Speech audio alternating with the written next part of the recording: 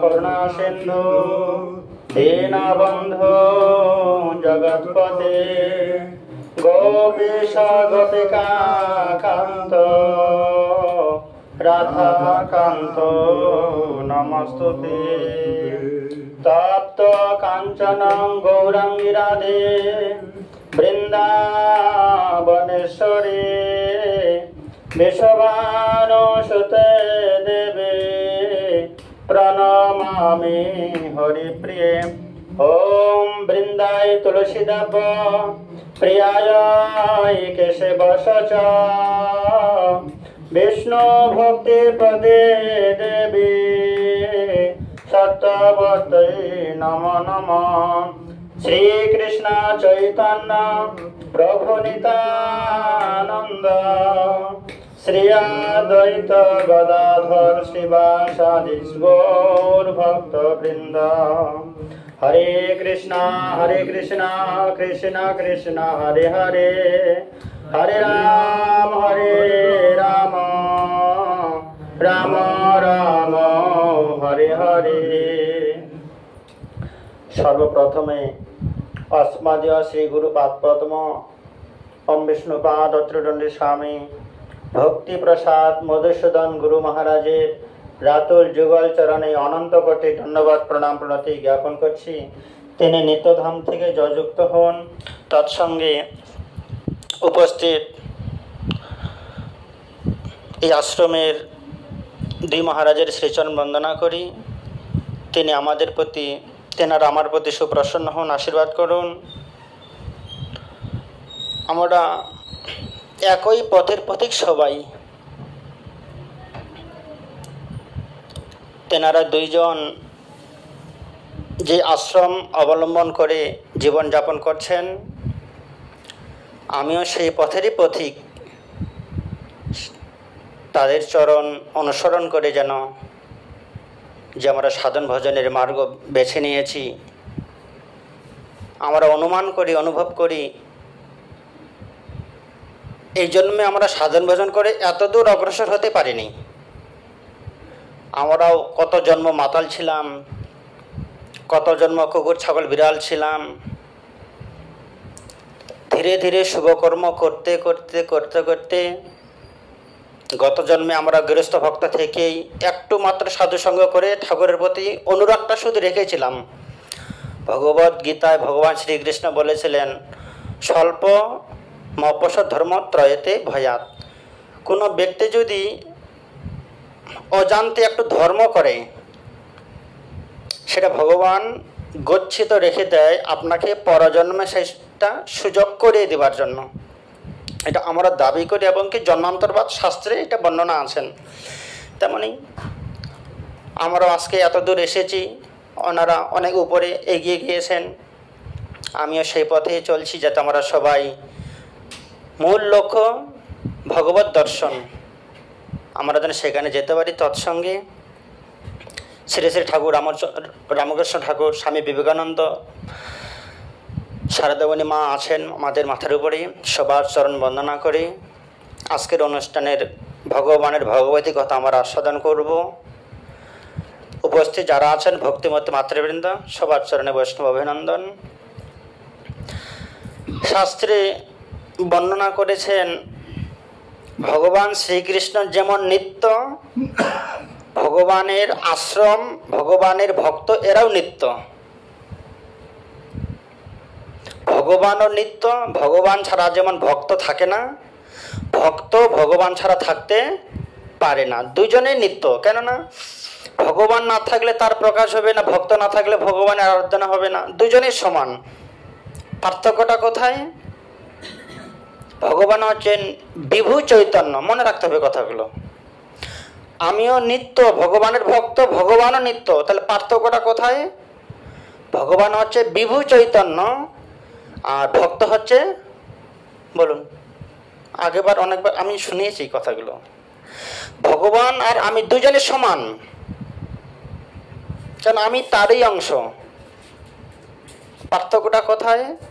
যেমন সমুদ্র আর সমুদ্রের জল আকারে ছোট, আকারে এখানে অল্প জল, এক ঘটি গঙ্গার জল। আমরা বলি না এটা গঙ্গা, কি বলি? গঙ্গার জল। তাহলে আমরা ভগবানের সন্নিকট, ভগবানের অংশ থেকে এসেছি, আমরা ছোট ভগবান আর তিনি বড় ভগবান। পার্থক্যটা কোথায়? ভগবান হচ্ছেন বিভু চৈতন্য, জীব অনু চৈতন্য। কথাগুলো বলিনি আগে, জানতেন না? তাহলে আপনি আমি ভগবানের সঙ্গে আপনার কি সম্বন্ধ? আমার দুইজনেই মানগত সমান, সেও ভগবান আমিও ভগবান, মানগত সমান। এক চামচ গঙ্গার জলে যেটুকু মান, পুরো গঙ্গাটার কিন্তু সেটাই মান, আকারে বড় ছোট। ঠিক তেমনই আমরা পুরো জগৎবাসী, বিশ্ব ব্রহ্মাণ্ড 84 লক্ষ জনই, 84 লক্ষ প্রকার জীব জানোয়ার আছে জগতে, এদের মানগত, ভগবানের মানগত কিন্তু সমান। পার্থক্য কোথায়? তিনি হচ্ছেন বিভু চৈতন্য, মানে বিরাট ভগবান, আর আমি অনু চৈতন্য। মনে থাকবে, বিভু চৈতন্য, অনু চৈতন্য। একবার বলুন তো, কি? বিভু চৈতন্য, অনু চৈতন্য, এগুলো মনে রাখতে হবে। আমি সারাদিন ঠাকুর ঠাকুর করেন, ঠাকুরের সঙ্গে আপনার কি সম্বন্ধ? তিনি বড়, আমি ছোট, মানগত সমান। আমি ছাড়া ভগবান চলতে পারে না, ভক্ত ছাড়া ভগবান চলতে পারে না, আর ভগবান ছাড়া ভক্ত চলতে পারে না, মানগত সমান। মা যশোমতী ভাবতেন আমি ছাড়া গোপাল কি পরাধীন, আমি ছাড়া গোপাল অচল, সে ননি খেতে পারে না, চলতে পারে না, হামাগুড়ি দিতে সেখানে এখনো কি থেকে কি খেয়ে নিচ্ছে, মুখের ভিতরে লাড্ডু মনে করে মাটি খেয়ে নিচ্ছে। তো যশোমতী সদা সর্বক্ষণ লক্ষ্য দিচ্ছেন গোপালের প্রতি, যে আমার গোপাল, আমি ছাড়া কি, মা ছাড়া সন্তান কি হয়ে যায়, কতখানি অনাথ হয়ে যায়। মা যশোমতীটা ভাবতেন। ভগবান বলতেন আমি যদি না থাকি তুমিও অচল। মায়ের মনে এটাই অহংকার ছিল, আমি ছাড়া গোপাল নিরুপায়। ভগবান বারে বারে অনেকবার সেটা প্রমাণ করতে গিয়েছিলেন। যখন ভগবান দুধ পান করাচ্ছেন মায়ের, মা চিন্তা করছে বেশি দুধ খেলে যদি অম্বল হয়ে যায়, মাঝে মাঝে খাওয়াটা বারণ করে দিচ্ছেন। গোপালের পেট ভরে না মায়ের দুধ পান করে। যখন ভগবান হাই তুলছেন, দেখাচ্ছেন বিশ্ব ব্রহ্মাণ্ডরাই গোপালের বদন কমলের মধ্যে আছেন, কিন্তু মা মনে করছে কি না কি দেখলাম, বুঝতে পারছে না। কিন্তু গোপাল পরিচয় দিচ্ছে, মা আমার অম্বল হবে না, গ্যাস অ্যাসিডিটি হবে না, আমি অনেক কিছু খেতে পারি, আমার মাধ্যমে সারা বিশ্ব ব্রহ্মাণ্ডটাই গ্রহণ করে, আমি খেলে বিশ্ব ব্রহ্মাণ্ডটাই তৃপ্তি লাভ করে। কিন্তু মা বুঝতে পারে না। মাটি খাওয়াতে গেলেন ব্রহ্মাণ্ড ঘাটে, যমুনার মাটি খেলেন, মুখটা হাঁ করে মা যশোমতী কি দেখলেন, গোপালের মুখের মধ্যে আমিও আছি, বিশ্ব ব্রহ্মাণ্ডই দেবদেবী সবকিছুই ভগবানের মুখের মধ্যে অবস্থান করছে। এবং কি যশোমতী নিজেকেও দেখলেন, অবাক হয়ে গেলেন, আমার সন্তান এরকম কেন? গোপাল যে বোঝাচ্ছে, মা আমি একাই শুধু ভক্তের দ্রব প্রভু কেড়ে কেড়ে খায়। কবিরাজ গোস্বামী 300 বছর আগে এই ছন্দটা লিখেছেন চৈতন্য চরিতামৃতে। ভক্তের দ্রব প্রভু কেড়ে কেড়ে খায়, অভক্তের হলে কোটি উল্টিয়ানো চাচ। মা আমি ভক্তের দ্রব, ভক্তের বস্তু। কখন আপনি যদি শুদ্ধ ভক্ত হয়ে যান, আপনি কখন একটা আপেল কিনে এনে আমন্য করে গোপালকে নিবেদন করবেন, ভগবানের সময় থাকে না। আপনি যখনই মনে করছেন গোপালের জন্য আপেলটা কিনেছি, ভগবান তখনই গ্রহণ করেছে, সে মার্কেটের মধ্যেই গ্রহণ করেছে। যদি আপনি ভক্ত হন তবেই। যদি আপনি ভক্ত হতে না পারেন, ভগবানের থালায় রাজভোগ দিলেও ভগবান গ্রহণ করে না। ভগবান বলছেন ভক্তের দ্রব প্রভু, হে মা তোমার মতো ভক্ত শিরোমণি জগতে কেউ নেই। আর তোমার হাতের অর্পিত বস্তু, নিবেদিত বস্তু, যশোমতীর হাতের বস্তু, হেন কোনো মায়ের সমান তুলনা করা যায় যে যশোমতীর হাতের রান্না আমার হাতের রান্না এককে বলতে পারে কখনো? আর সেই গোপাল বলছে, মা যে ভগবানের মা হতে পারে সে ব্যক্তিটা কেমন হতে পারে, যে ভগবান যার গর্ভে থেকে জন্ম নিচ্ছে। আমি তোমার হাতে রান্না, তোমার হাতে রন্ধন প্রসাদ, আমার পেট ভরে না, যত খাই তত তৃপ্তি বাড়ে। তো সেই জন্য কোনো ভক্ত যদি মনে করে যে আমি গোপালের জন্য নিয়ে যাচ্ছি, মহারাজ যেমন গোপালের, অ্যাকচুয়ালি আমরা গৌর গগনে সাধু সন্ন্যাসীরা মন প্রাণ ভরে গোপালের সেবা করতে আমরা পারবো না। কেন, ওকে দিনে 64 বার খাওয়াতে হবে, আরতি করাতে, স্নান করাতে হবে, হালকা গরম জলে স্নান। মেয়েদের পক্ষে ছাড়া কোনো পুরুষ গোপালকে স্নান করাতে পারে, মানে সেবা যত্ন করানো যায় না একটা বাচ্চাকে। আমাদের মায়াপুরে যাবেন, কোনো মন্দিরে গোপাল পাবেন না, কারণ আমরা হচ্ছি রাধা মাধবের পূজারী। এই একটা গোপালকে বারবারে খাওয়ানো, সেবা পূজা করা, তারকে অনেক পরিপাটি করতে হয়। এই জন্য আমাদের হচ্ছে হরে কৃষ্ণ কৃষ্ণ কৃষ্ণ হরে হরে, হরে রাম রাম রাম হরে হরে। এটা হচ্ছে মুক্ত কুলের উপাসক। আমরা হচ্ছে যুগল ভজন করি, আমাদের ভজনটা হচ্ছে যুগল ভজন। হরে কৃষ্ণ, গোপাল হচ্ছে সিঙ্গেল ভজন, গোপাল কৃষ্ণ ভজন। হরে কৃষ্ণ হচ্ছে রাধা কৃষ্ণ ভজন। আমরা হচ্ছি যুগল ভজন আর সিঙ্গেল ভজন করি আমরা। হ্যাঁ বলুন, আমরা যুগল উপাসনা করি। রাধা কৃষ্ণ আমাদের দুজনে পাশাপাশি থাকবে, তার উপাসনা করবো। যুগল উপাসনা, হরে মানে রাধা রানী, কৃষ্ণ মানে কৃষ্ণ। আমরা রাধা কৃষ্ণের পূজারী, শুধু গোপালের পূজারী নয়। খুব কঠিন গোপালের সেবাটা। সরস্বতী ঠাকুর প্রভুপাদ ওনাকে জিজ্ঞাসা করছে, প্রভু গুরু মহারাজ আমি গোপাল নিয়ে যাব বাড়িতে। গুরু মহারাজ উত্তর দিলেন, তুমি যদি নিজেকে নারী মনে করো তাহলে গোপালের সেবা করতে পারবে। যদি তুমি নিজেও না আমি একজন পুরুষ, চাকরি বাকরি, তাহলে গোপাল তুমি নেবে না। তুমি গৌর নিতাই সেবা করো, গৌর নিতাইয়ের কোনো অপরাধ নেই। গৌর নিতাই সেবা পূজা করলে আমাদের অপরাধ নেই, গোপালের সেবায় অপরাধ হয়। কেন, গৌর নিতাই বিনামূল্যে প্রেম বিতরণ করতে এলেন, নিত্যানন্দপুর মাথা ফাটিয়ে দিলেন, কিন্তু জগাই মাঝাকে আঘাত করলেন না। কেন, যে মারিলে কলসির কানা, তারপরে লাইনটা কি, তাই বলে কি প্রেম দিব না। এই জন্য গৌর নিতাইয়ের উপাসনা করলে, গৌর নিতাইয়ের পুজো করলে আপনার আমার অপরাধ হবে না। কিন্তু গোপালের সেবাটা খুব নিখুঁত বিচার, কতটা গরম জল, কতটা দুধ গরম, বিচার করতে হয় এগুলো। কথা আমরা কোথায় গেলাম,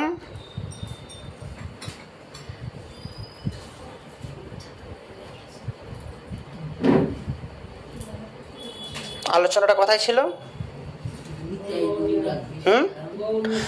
ভক্তের দ্রব্য প্রভু কেড়ে কেড়ে খায়, অভক্ত হাজার দিলেও ভগবান গ্রহণ করেন। আপনি যদি ভক্ত না হয়ে যান, ভক্ত ভাবটা যদি নিজের মধ্যে না থাকে, আপনি যদি রাজভোগ ভগবানকে দেন, ভগবান গ্রহণ করবেন না। যদি বলেন প্রভু প্রমাণ কি আছে, কি করে জানবেন আপনি ভক্ত কি অভক্ত? দুর্যোধন ভগবান কৃষ্ণকে বলেছিলেন যে কৃষ্ণ, আমার মা সুন্দর স্বর্ণ থালায় তোমার জন্য উপকরণ রেখেছে। দুর্যোধন মহাভারতে দেখিয়েছে আমার টিভিতে, সোনার থালাতে করে, সোনার গ্লাসে করে রেখেছিলেন খাবার জন্য। কৃষ্ণ কার কাছে গেলেন? বিদুরের কাছে। দুর্যোধন, আমি সাধারণ মানুষ নই, আমি হচ্ছি ভগবান।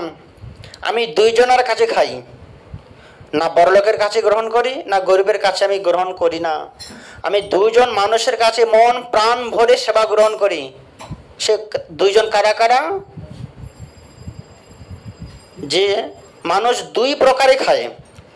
আমি যখন ক্ষুধার্ত হব যে কোনো বস্তু গ্রহণ করব। আপনি যখন ক্ষুধার্ত হবেন, রাস্তাঘাটে কলে যাই জল পাবেন, জলটা খাবেন, এক। দুই নম্বর হচ্ছে আপনার সঙ্গে আমার খুব প্রেম আছে, মিত্রতা, দুজন দুজনকে খুব ভালোবাসি, পেট ভরা থাকলেও আপনাকে একটা বাতাসা হলেও খেতে হবে। মানুষ মানুষের কাছে ভালোবাসার সম্বন্ধে গ্রহণ করে, আর একটা খিদে থাকলে গ্রহণ করে।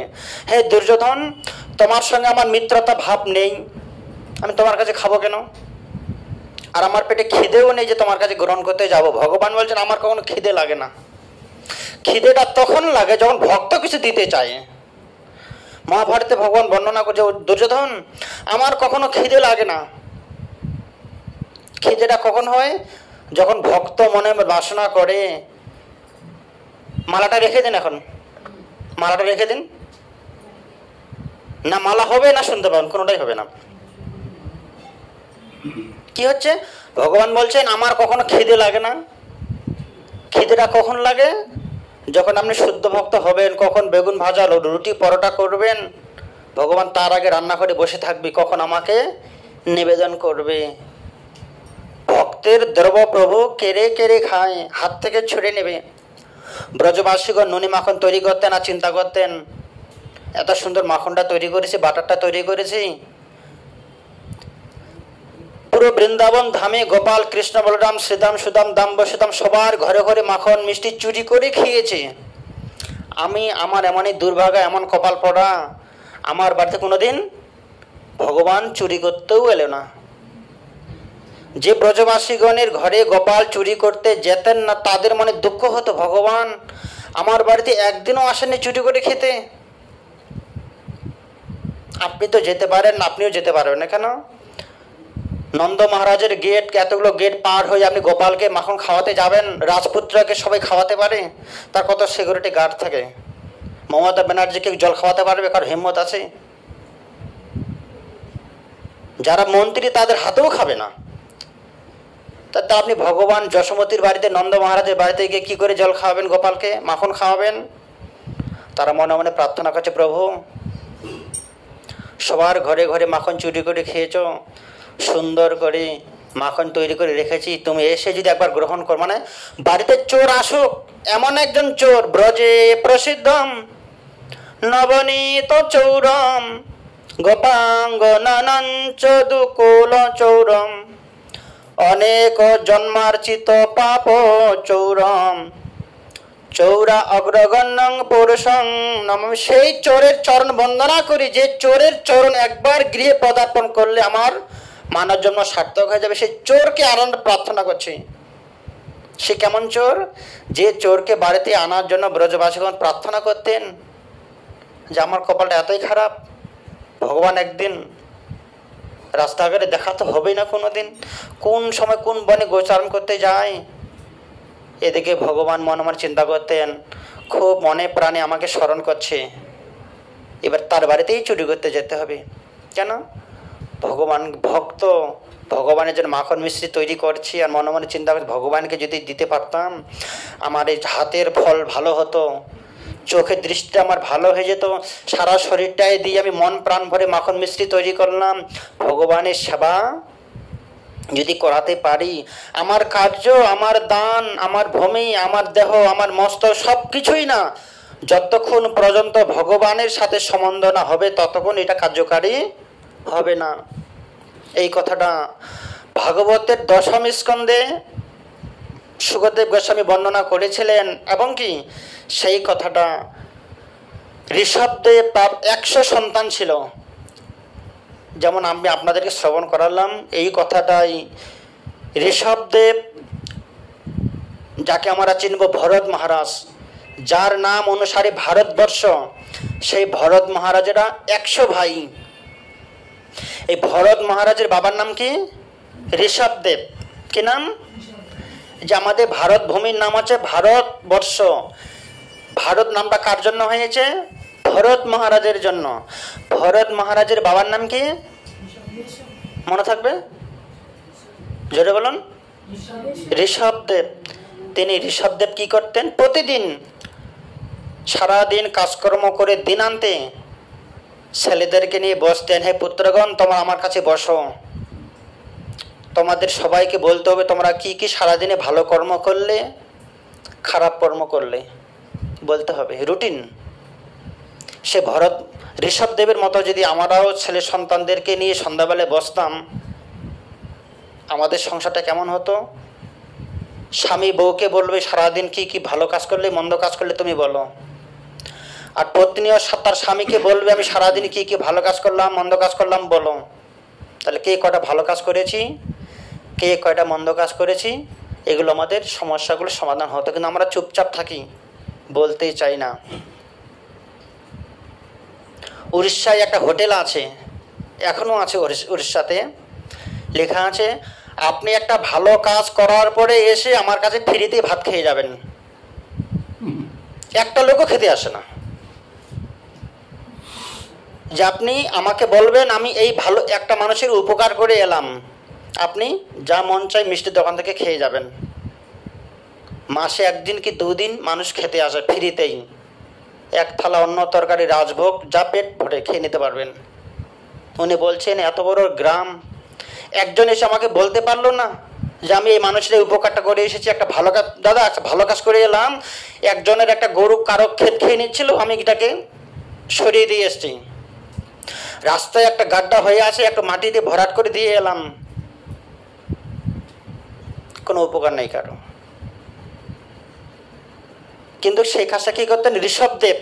হে পুত্রগণ, লাইন দিয়ে বসো, তুমি বলো তুমি সারাদিনে কি কি ভালো কর্ম করলে, খারাপ কর্ম করলে, বলতেন। ক্রমে ক্রমে সব সন্তানদেরকে বলতেন, প্রতিদিন কন্টিনিউ বসতেন। যেটা আমাদের যিনি নবদ্বীপ শ্রীধাম মায়াপুর প্রতিষ্ঠিত করেছিলেন সরস্বতী প্রভুপাদ।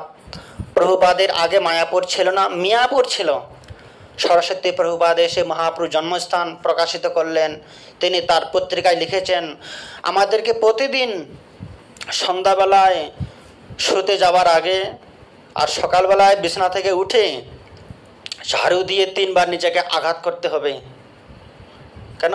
3 বার আঘাত করলে এই ঝাড়ুটা আমাকে পবিত্র করবে। ঝাড়ুর কাজ কি? আবর্জনাগুলো সরিয়ে দেওয়া। এই ঝাড়ুটাকে যদি আমি নিজের বুকে আঘাত করতে পারি, আমাকেও ঝাড়ুটা কি করবে?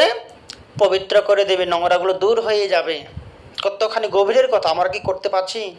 তো ঋষভদেব সন্তানদেরকে নিয়ে বসলেন, ভক্তগণ, যে কথাটা ব্রজবাসীগণ চিন্তা করলেন, আমি যা পরিশ্রম করছি, যা ভ্রমণ করছি, যা আহার করছি, যা উপকার করছি, দান দক্ষিণা, আমরা কত কিছু উপকার করি। দুর্গা পূজায় চাঁদা, কালী পুজোয় চাঁদা দিই, করি। ঋষভদেব বললেন, সন্তানগণ, তোমাদের মুখে আমি শুনলাম, কেউ বলছে আমি একজনকে দান করেছি, কেউ বলছে আমি একজনকে জলপান করিয়েছি। সন্তানগণ বলছেন বাবাকে, কিছু না কিছু তো আপনি করেছেন সারাদিন। অনাহারে ছিল, তাকে অন্ন দান করেছি, শুভ কাজ করতেন। তখন ঋষভদেব বললেন, পুত্রগণ, তোমরা যে দান করলে, দক্ষিণা করলে, অন্নদান, বস্ত্রদান, কম্বল দান, জলদান, সব কিছু তোমরা করেছো, আমি দেখলাম বা শুনলাম, কিন্তু এগুলো তোমার পরিপূর্ণ, তোমার কল্যাণ প্রদত্ত বস্তু হলো না। না তোমার কল্যাণ হলো, তুমি যে করলে তোমার কোনো কল্যাণ হলো না, তুমি যার করলে তার কোনো কল্যাণ হলো না। কেন? সে জলটা খেয়েছে, হজম করে ফেলবে। তুমি দান করলে, তুমি চলে এলে, কল্যাণ হলো না। এটা কি হলো? কর্তব্য পালন। তাহলে বাবা কি করতে হবে? তোমাকে যখন একটা মানুষকে অন্ন দান করবে, অন্নটার সঙ্গে ভগবানের সম্বন্ধ নেই, সে মানুষটার সঙ্গে ভগবানের সম্বন্ধটা নেই। তুমি যে বস্তুটা দান করবে, সেই বস্তুটা যেন ভগবানের সঙ্গে একটা সম্বন্ধ থাকে। আপনি একটা আপেল একজনকে দান করলেন, আপেলটাকে ভগবানকে নিবেদন করুন, গোপালকে নিবেদন করুন। নিবেদন করা আপেলটা কোনো মানুষকে খাওয়ান। এতে কি হলো? আপনি ভগবানের প্রসাদ দান করলেন। যে ভগবান, ভগবানের নাম, ভগবানের প্রসাদ, 3টা এক বস্তু। সে একজন পাপী, দুরাচার, তাকে তুমি কি দান করলে? একটা আপেল খাওয়ালে, সে একটু ক্ষণিকের জন্য ক্ষুধাটা নিবৃত্তি হলো, কিন্তু তার কল্যাণটা কি হলো? কল্যাণটা তখনই হলো আপনার মাধ্যমে সে ভগবানের প্রসাদ লাভ করলো। হ্যাঁ পুত্র, তুমি জল দিলে, জলটা কি ভগবানের ছিল? না, তো কল থেকে জল তুলে দিয়েছি, হলো না। তার পিপাসাটা ক্ষণিকের জন্য, 10 মিনিটের জন্য পিপাসাটা নিবৃত্তি হলো, 10 মিনিট পরে সে আবার ক্ষুধার্ত হবে। তখন অতএব তোমার জীবনে তুমি একদিন যদি কাউকে জল দান করো, সে জলটা যেন ভগবানের শরণান্বিত হয়। আপনি কত টাকার মালিক যে আপনি সারা জীবন অন্ন দান করবেন? সীমিত, আমরা সবাই গরিব। মহারাজের আমাদের কামর সামর্থ্য নেই যে আমরা অন্ন ছত্র খুলে দেব, প্রতিদিন 10 কুইন্টাল করে চাল খিচুড়ি হবে, মানুষ খেয়ে যাবে। সামর্থ্য আছে মহারাজ? বলুন, আমার আছে না আপনার? কারণেই আমরা একদিন 1 কিলো চালের অন্ন রান্না করে মানুষকে খাওয়াবো। সেটা যেন যদি ভগবানের নিবেদিত প্রসাদ হয়, আপনি 10,000 কুইন্টাল অন্ন দান করে যা না তার কল্যাণটা হলো, তার থেকেও বেশি কল্যাণ হলো প্রসাদ দান করে।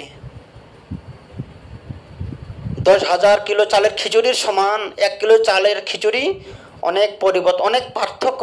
এটা ভগবানের স্পর্শ আছে, ভগবানের কৃপা আছে। আপনি ভগবানের প্রসাদ দান করলেন, তার কি হলো? ভগবানের প্রসাদ পেয়ে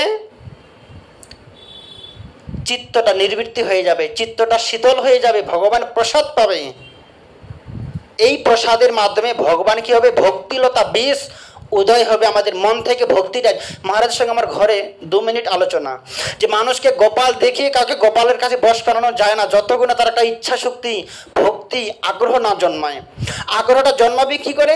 পাড়ার একটা ছেলে রাস্তাঘাটে অনেক গোপাল পড়ে থাকে, গাছতলায় অনেক রাধাকৃষ্ণ বিগ্রহ পড়ে থাকে, আমরা দেখি, কই কারো দেখি তো একটা আগ্রহ হয় না? আগ্রহ কখন হবে? সেই মানুষটাকে কৃষ্ণ নাম শোনাতে হবে, কৃষ্ণ প্রসাদ দিতে হবে। কৃষ্ণ প্রসাদ হোমিওপ্যাথি ঔষধের মতো। কৃষ্ণ প্রসাদ অন্তরে একবার ঢুকে গেলে ভগবান তার ভিতরে ভক্তিটা বৃদ্ধি করবে, বাড়াবে। তেমনি ঋষভদেব সেই কথা বলে, হে পুত্রগণ, তোমরা সবাই রাজপুত্র, আমি নিজে রাজা। একটা কথা তোমরা মনে রাখো, কি? আমরা সবাই চঞ্চল মন, অন্নগত প্রাণ, আয়ুটা খুবই কম। আমাদের আয়ু কত? 100 বছর আমাদের আয়ু আছে। মহারাজ, একজন যদি খুব ভালোভাবে ভিআইপি ভাবে চলে কত বছর বাঁচবে? টাটা কোম্পানি মারা গেল না কিছুদিন আগে, রতন টাটা। বাপ্পি লাহিড়িকে দেখেছেন? এত বড় গলার চেন পরে থাকতো, কত বছরে মারা গিয়েছে? তার থেকেও 1000 গুণে রতন টাটা, সারা পৃথিবীর বড়লোক, কতদিন বেঁচেছিলেন? 100 বছর হতে হয়নি, তার আগেই চলে যেতে হলো। তাহলে আমার কতদিন বাঁচবো? ঋষভদেব এই কথাটা বলছেন, এই পুত্রগণ, ভরত, আমাদের আয়ু খুবই কম। এই কম আয়ুর মধ্যে আমাদের অনেক কিছু সাধন করতে হবে। আমরা শুধু ঘুমাবো খাবে যেন না, হং দেহ দেহ ভাজনং নীলকে কষ্টান কামন হতে বীরভুজাং। যে ঋষভদেব বলছেন, হে পুত্রগণ, তোমরা যা যা সারাদিন করলে আমি শুনলাম, এবার আমার কাছে তোমরা শুনো। তোমরা যা কিছু করেছিলে এগুলো ভগবানের সঙ্গে, আপনি যা চলাফেরা করলেন, যা খেলেন, যা ভ্রমণ করলেন, যা কথাবার্তা বললেন, দান দক্ষিণা, কোনোটাই ভগবানের সঙ্গে আপনার সম্বন্ধটা নেই। আপনি দুর্গা পূজা 10 টাকা দান করলেন, সেই দুর্গা পূজাটাও একটু ভগবানের সাথে সম্পর্ক আছে। কেননা সকালবেলায় শারগ্রা শিলাম থেকে, শারগ্রা শিলা পুজোর পরে দুর্গা পূজা হয়। তাহলে আপনি যে 10 টাকা দুর্গা পূজায় দিলেন, এই দুর্গা পূজাটা কিন্তু ভগবানের সঙ্গে কানেক্ট আছে, এইটা মানা যায়, কার্যকারী হলো। একটা ক্লাবে চাঁদা দিলেন, ক্লাবের চাঞ্চলন কি ভগবানের সঙ্গে যুক্ত আছে কি? ওইটা আপনার বেকার হয়ে গেল।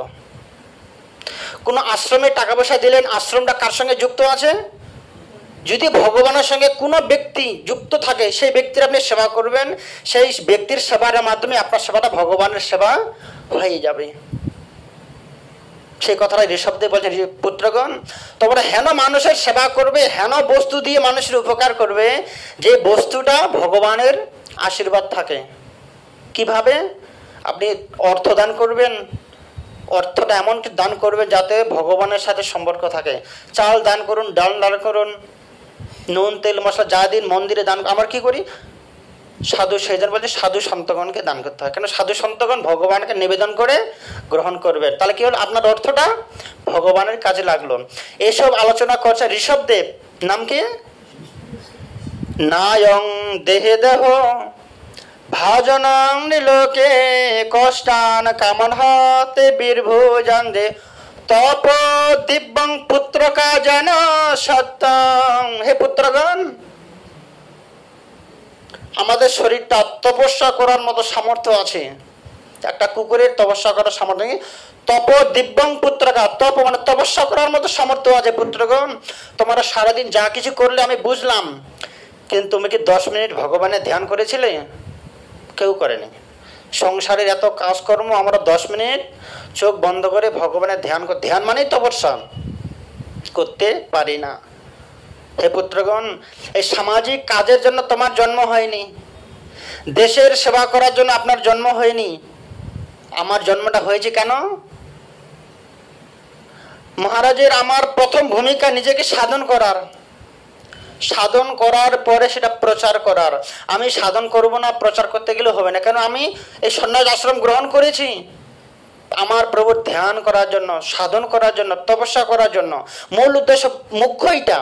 গৌণ কি, আমি যেটুকু করছি এটা যদি মানুষকে বিলাতে পারি, অগ্রসর যদি ভগবানের জন্য করাতে পারি। কোনো পার্টির লোক কি বলে, আমার দলের জন্য ভিড়াতে পারে।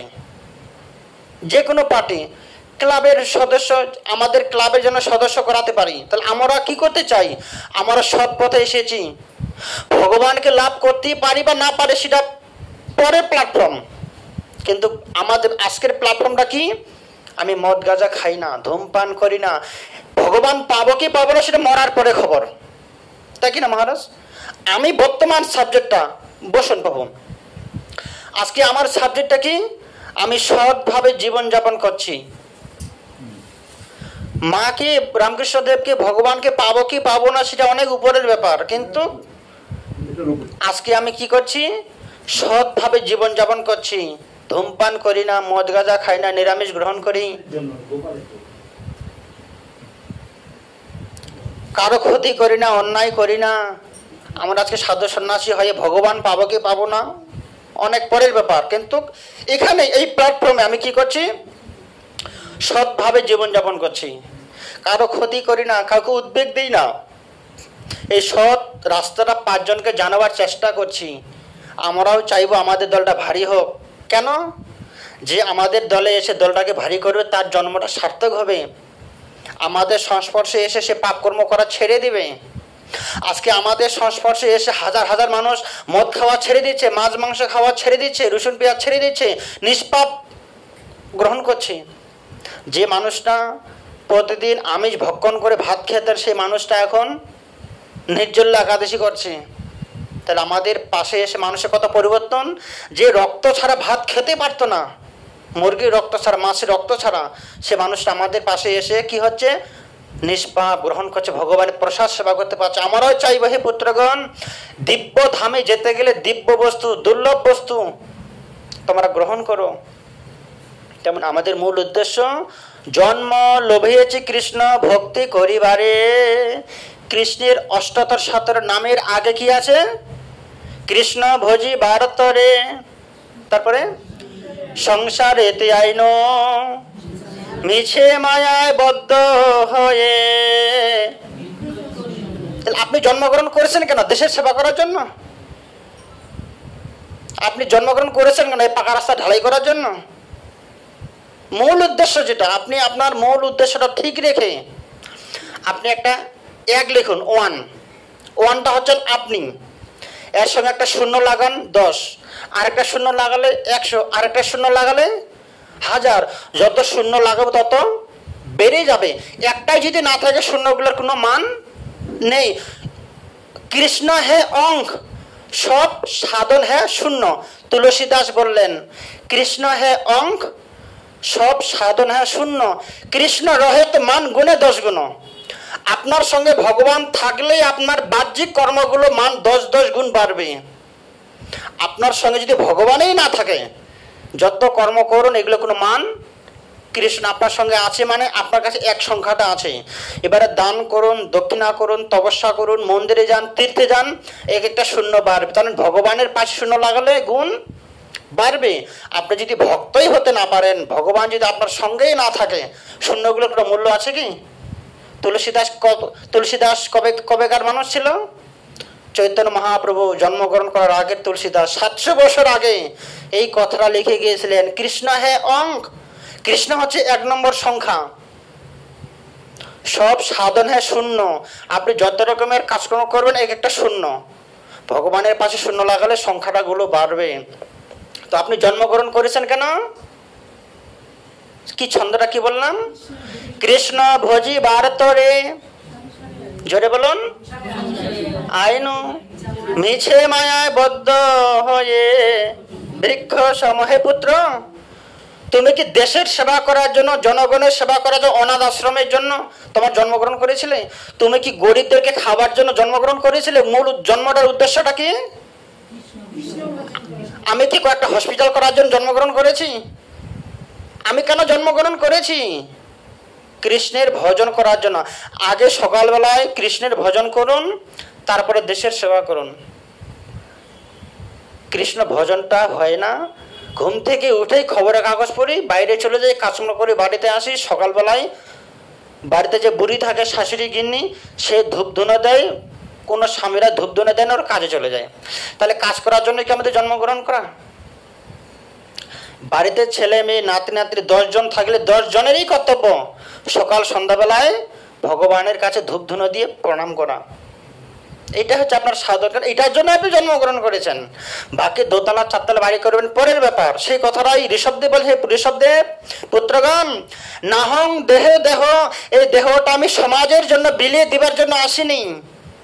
এই দেহটা সমাজের কাজে লাগাবার জন্য জন্মগ্রহণ আমরা করিনি। কেন করেছি? এই দুর্লভ দেহটা পেয়েছি তপস্যা করো, দিব্যং তপ দিব্যং পুত্রকা। হে পুত্রগণ, দিব্য তপস্যা করার জন্য এই শরীরটাকে লাভ করেছি। তপস্যাটা কি? চোখ বন্ধ করে থাকবো, এটা তপস্যা নয়। 1 বছর না খেয়ে থাকবো, এটাও তপস্যা নয়। 2 ঘন্টা 4 ঘন্টা মন্দিরের ভেতরে চুপচাপ দরজা লাগিয়ে ধ্যান করবো, এটাও তপস্যা নয়। তপস্যাতে রাবণও করেছিল, কিন্তু রাবণের তপস্যায় ভগবান সন্তুষ্ট ছিল কি? কুম্ভকর্ণ, হিরণ্যকশিপু, এরাও তপস্যা করেছিলেন, কিন্তু এদের তপস্যাকে ভগবান সন্তুষ্ট হয়েছে? ভগবান তাদেরকে চরণ দান করেছে কি? কলে নিয়েছে কি? হে পুত্রগণ, তোমরা এমন তপস্যা করো যাতে তোমাদের তপস্যার সঙ্গে ভগবানের একটা সম্বন্ধ থাকে। রাবণের তপস্যাটা কি ছিল? ভগবানের সাথে সম্বন্ধ। রাবণের ক্ষতি করব কি করে, ক্ষতির সম্বন্ধটা ছিল। দন্তবক্র, জরাসন্ধ, শিশুপাল, এরা সবাই শক্তিশালী ছিল, কিন্তু তাদের শক্তিগুলো ভগবানের সুখ বিধানের জন্য ছিল না, বৈরী ভাবপূর্ণ ছিল। সেই জন্য এখানে, হে পুত্রগণ, অনাহার, বর্ষা তপ গ্রহণ আদি সেইরূপ তপস্যা বৃক্ষরাও করে। আপনি 6 মাস দাঁড়িয়ে থাকবেন, ঝড় বৃষ্টি সহ্য করবেন। এই তপস্যা যদি ভগবান সন্তুষ্ট হতো, বৃক্ষগুলো বেশি তপস্যা করছে। বৃক্ষগুলো জন্ম থেকেই দাঁড়িয়ে, না শুতে হবে না বসতে, তাদের একটা তপস্যা, তারা দাঁড়িয়ে থেকে তপস্যা করছে, তো ভগবানকে তাদের গ্রহণ করছে। জলে ডুবে থাকবো, জলে ডুবে থাকলে যদি ভগবান সন্তুষ্ট হতো, মাছ, ব্যাঙ, সাপ, এরা জন্মগত জলে ডুবেই থাকে, কিন্তু তাদের তপস্যায় জলে ডুবে থাকা, দাঁড়িয়ে থাকা তপস্যাগুলো ভগবান সন্তুষ্ট হয়নি। কেন? এইসব তপস্যাগুলো শ্রী ভগবত সম্বন্ধী ছিল না। আপনি যা তপস্যা করছেন, দান দক্ষিণা করছেন, আরাধনা করছেন, এগুলো ভগবানের সাথে সম্বন্ধ নেই। শ্রী ভগবত সম্বন্ধী তপস্যাই হচ্ছে তপস্যা। যেটা ভগবানের সুখ বিধানের জন্য করবেন সেটাই তপস্যা। ভগবানের সুখ বিধানের জন্য যেটাই করবেন সেটাই হচ্ছে আপনার ধর্ম। এটা আপনি সংসারে থাকুন, গৃহে থাকুন, বনে থাকুন, আশ্রমে থাকুন। ভক্তিবনের ঠাকুর আজ থেকে 200 বছর আগে তার বাণীতে লিখেছেন কি, গৃহে থাকো বনে থাকো, সদাই হরি বলে ডাকো, সুখে দুঃখে ভুলো না কো, বদনে হরি নাম করো রে। আপনি সংসারে থাকুন, আমরা আশ্রমবাসী, আপনারা যে গৃহে আছেন, গৃহটা একটা আশ্রম। 4 প্রকার আশ্রম: গৃহস্থ আশ্রম, বানপ্রস্থ, সন্ন্যাস, তার আগে ব্রহ্মচারী। মহারাজ, তাই না? আমাদের 4টা আশ্রম, ব্রহ্মচারী একটা আশ্রম। ভাববেন না যে আপনারা সংসারী বলে আপনারা নষ্ট হয়ে গেছেন। শ্রী শ্রী ঠাকুর রামকৃষ্ণ দেব কি গলে গেছেন? চৈতন্য মহাপ্রভু 2টো সংসার করে দেখালেন। নিত্যানন্দ প্রভু 2টো সংসার করলেন। আপনারা কটা করে বিয়ে করেছেন? একটা করে, তাতে ক্লান্ত হয়ে গেলেন। কিন্তু নিত্যানন্দ প্রভু 2টো সংসার করে দেখালেন যে সংসার করে সন্ন্যাস হওয়া যায়। পরমহংসদেব দেখালেন, তার বাণীতে আছেন, একটা নৌকা জলে চলুক খুব ভালো, কিন্তু নিজেকে লক্ষ্য রাখতে হবে নৌকার যেন ফুটো না হয়ে যায়। জলটা যদি নৌকার উপর একবার ঢুকে যায়, ওকে ডুবিয়ে দেবে। আমাদের নৌকার মতো হতে হবে। আমরা সংসারের মধ্যে থাকবো, সংসারটা যেন আমার হৃদয়ে না ঢুকে যায়। তার বাণীগুলো, এক একটা বাণী উনি পড়াশোনা করেননি স্কুল কলেজে, তার বাণীগুলি স্কুল কলেজে গবেষণা হয়, এখনো দেয়ালে দেয়ালে বিভিন্ন দেখা যায় বইয়ে। তেমনি নিত্যানন্দ প্রভু সংসারী ছিলেন, পরমহংসদেব সংসারী ছিলেন, কিন্তু তার মন ছিল আমি যোগী নই, আমি সংসারী নই, আমি হচ্ছি ভগবানের দাসানু দাসানু দাস, নহি যোগী ন সংসারী। আমি যোগী নেই, সংসারী নেই, ভোগী নই, ত্যাগীও নই, আমি ভগবানের ভগবত প্রসাদ যা পাবো সেটাই আমি গ্রহণ করব। হে পুত্রগণ, তোমাদের তপস্যাগুলো ভগবত সম্বন্ধ ছিল না, তাই তোমাদের কল্যাণ হয় না। কি করতে হবে? যে তপস্যার দ্বারা ভগবত প্রীতি লাভ করা যায় সে তপস্যাই একমাত্র শুদ্ধ তপস্যা। আপনি ঘরে বসে আরতি করবেন, ভগবানের সেবা পূজা করবেন, এটা যদি ভগবানের উদ্দেশ্যে করে থাকি এটাই হচ্ছে তপস্যা।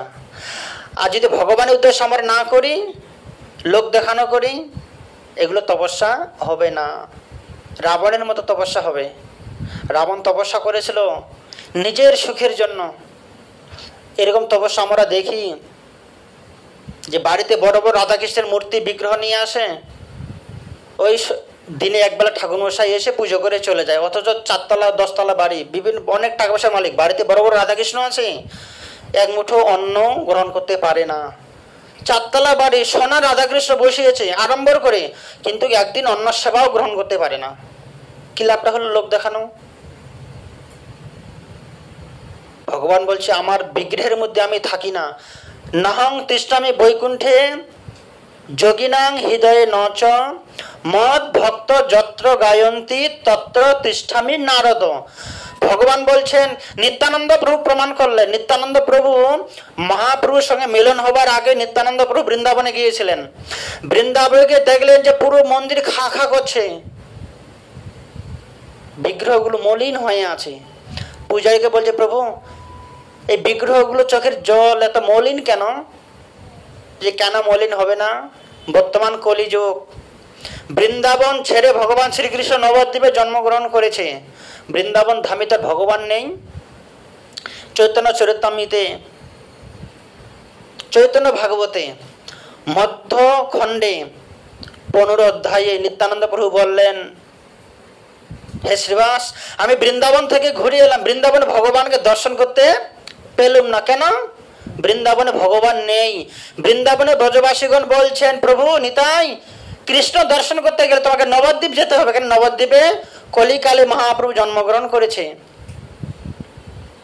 মহাপ্রভুকে যখন নিত্যানন্দ বললেন যে প্রভু তুমি বৃন্দাবনে ছিলে না কেন? যে প্রভু বৃন্দাবন ধামে তো রাধা রাধা ভোজন করে, কলিকালে হরিনাম সংকীর্তন করে না।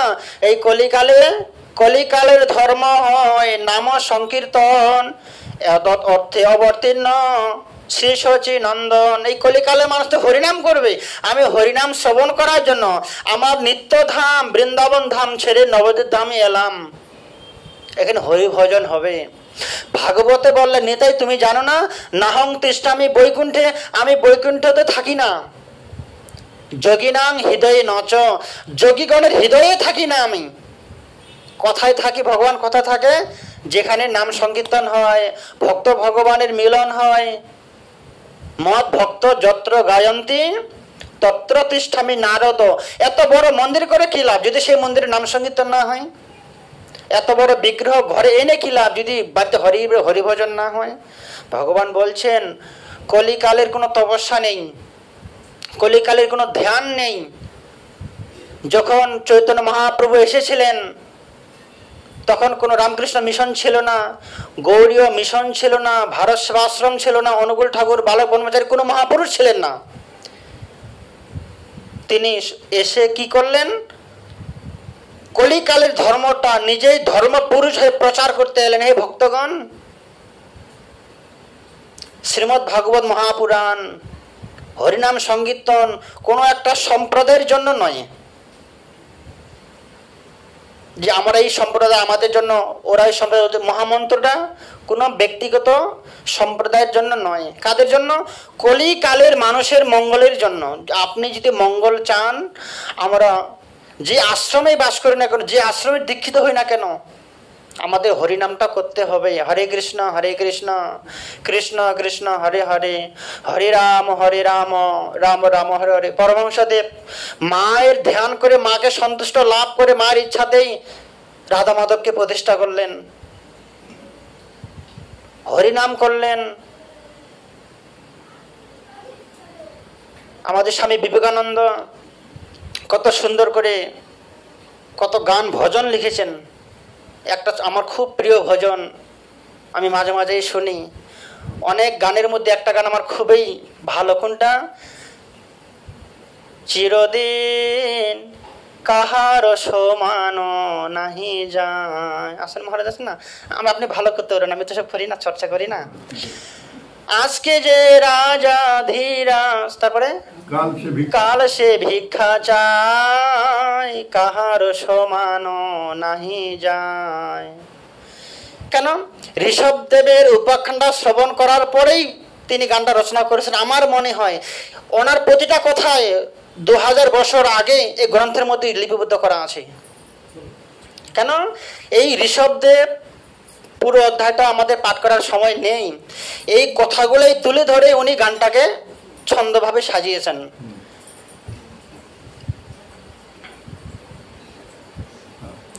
ঋষভদেবের কথাগুলোই ওনার গান, সুর তাল বেঁধে দিয়েছিলেন ঋষভদেব। তারপরে অধ্যায়তে বলছেন, পুত্রগণ, আমরা কেউ রাজা নই, প্রজা নই, আমরা অমর কেউ নেই। দেখো আমরা জন্মগ্রহণ করেছি কেমন, আজকে সেটা পরিবর্তন হয়ে যাচ্ছে। আমার দাদু দাদু সবাই মৃত্যুবরণ করেছে, আমিও একদিন চলে যাব। আজকে আমরা সবাই রাজা, রাজপুত্র, রাজপুত্র একদিন থাকবো না। আমাদের দিন কোনোদিন সমান যাবে না। আমরা তো ভগবানকে সরাসরি দর্শন করিনি, যারা ভগবানকে দর্শন করেছে তারাও বিপদ থেকে উদ্ধার হয়নি। তারপরে লেনটা কি? মহারাজা হরিশ্চন্দ্র, তার কি অবস্থা হয়েছিল? দ্রৌপদীর 5 সন্তান, 5 স্বামী, তার বন্ধু সখা মিত্র ভগবান শ্রীকৃষ্ণ দাঁড়িয়েছিলেন। ভগবানের সামনে দাঁড়িয়ে থেকে তার এতখানি কষ্ট। অতএব পুত্রগণ, আজকে আমরা বেঁচে আছি, এটাই তো আমাদের খুব ভালো ভাগ্য। আজকে যদি আমরা মৃত্যুবরণ করি, আগামী কালকে বৃন্দাবন যাব, আগামী কালকে আমি হরিভজন করব, আগামী কালকে গঙ্গা স্নান করতে যাব। যদি না বেঁচে থাকে, আজকে যদি আমরা মরে যাই, কাহারও সমান নাহি যায়। অতএব আমাদের কারো, দেখুন মহারাজ ছোটবেলায় কেমন ছিলেন, বুড়ো হয়ে যাচ্ছেন। আমি দেখেই তো ভাবছি, এই এত বড় একটা আশ্রম, 2 জন মানুষ এই সিঁড়িতে যাওয়া আসা করা, ধীরে ধীরে দেখবেন 5 বছর পর আরোই যেতে চাইবেন ওপরে। গোপালকে নিচে নিয়ে চলে আসতে হবে যদি সেবক না পান। আপনাদের কাছে অনুরোধ করছি, মাঝে মাঝে এসে মহারাজের সহযোগিতা করবেন, একটু মন্দিরটা মুছে দিলে উপকার। কেননা এই মন্দিরগুলো, যতগুলো চিত্রপট আমি মন্দিরে দেখলাম, এগুলো সব ঠাকুরগুলোকে একটা রুমালে করে গোলাপ জল নিয়ে মুছতেও একটা সময় লাগে। অতএব মহারাজের অনুমতি নিয়ে চেষ্টা করবেন সেবা করার। কারণ এটা ওনার ব্যক্তিগত বাড়ি নয়, এটা সংসারই নয়। এখানকার একটা দেয়াল মুছে দিলেও নিত্যধামের সেবা, ভগবত ধামের সেবা। কেননা এই বাড়িটা ভগবানের সঙ্গে যুক্ত আছে। এটা ভাববেন না যে মহারাজের ঘর পরিষ্কার করছি, এটা ভগবানের বাড়ি। যেখানে নাম সংকীর্তন হয়, আগে সাক্ষাৎ ভগবানের বিগ্রহ আছে, আপনারা সেবা করবেন, তাতে মহারাজের একটু উপকার হবে, বাহ্যিক জগতে উপকার হবে, তাতে আপনার উপকারটা বেশি, আপনি ভগবানের সেবা করছেন। যার যখন সময় হবে, আর ব্যক্তিগতভাবে যদি আমার সময় হয়, আমি তো মাঝে মাঝে আসি, আমিও চেষ্টা করব। মহারাজ রুমাল দিন, গোলাপ জলটা দিন, আমার ব্যাগে গোলাপ জল থাকে, আমি চিত্রপটগুলোকে মুছে দিই। মায়ের বিগ্রহটা যদি আপনি মুছে দেন, এটা কার কল্যাণ হলো? ভগবান কার প্রতি সুপ্রসন্ন হবেন? আপনার প্রতি। আপনি ভগবানের সেবা করলেন। কেন? আমরা তাদের পথ অনুসরণ করে চলছি, তাদের পথ দেখানোটা আমরা চলছি। এখানে আমি 2-3 বছর ধরে আছি ব্যারাকপুরে। আগে থেকে যদি জানতাম, আমি এখানে সময় দিতাম। কেননা আপনারা জানেন, বিভিন্ন আমি সবার সঙ্গে মিশি, উপকার করতে ভালোবাসি বা মিশতে ভালোবাসি সবার সঙ্গে। এরপরে যদি কোনোদিন সৌভাগ্য হয়, আসবো, সবাই আমরা ভগবানের সেবা করব। কিন্তু আজ একাকী আমার নাহি পাই বল, একাকী কার পক্ষে সম্ভব নয়। একাকী আমার নাহি পাই বল। আপনার কত গায়ের জোর আছে একাকী একটা আশ্রম চালাবেন? একাকী আমার নাহি পাই বল, হরিনাম সংকীর্তন। একাকী আমাদের কোনো কিছু করার সামর্থ্য হবে না। তো আপনারা সবাই তো কাছাকাছি আছেন, চেষ্টা করবেন আসার। আর আমি আগামীকালকে আপনিও আসবেন, এসে পাঠ করলে কি হয় একটা আমাদের কি হয়, এগুলো আমাদের সব নতুন কথা একটাও নয়, সব শোনা কথা, আমাদের জানা কথা, তথাপিও তবুও চর্চা। চা খেয়েছেন বাড়িতে, সকালে চা খেয়েছেন, এসে সবাই চা খাচ্ছে, এইটুকু তো বিচার করুন। আমি আগে যাই, গিয়ে চাটা বানাই, মহারাজকেও খাওয়াবো, আমরাও খাবো। আপনারা কি করলেন, মহারাজের হাতে তৈরি করে চা খেয়ে নিলেন।